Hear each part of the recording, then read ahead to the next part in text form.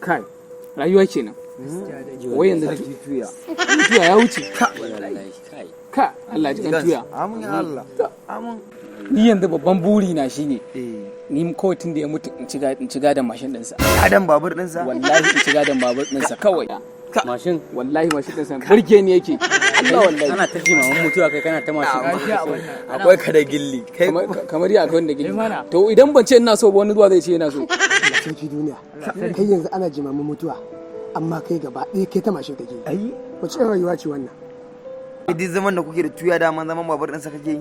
Magana gaskiya ni dai daman tun na rage ina kalla ido akan mashin. Ni yanzu ma ina tani zuwa zan zagaya in je gidan fito da mashin in na kai gidanmu to na san wannan na aje shi.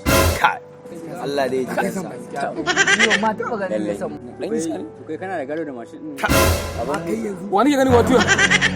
Tuya ne wallahi. Kai tuya ne.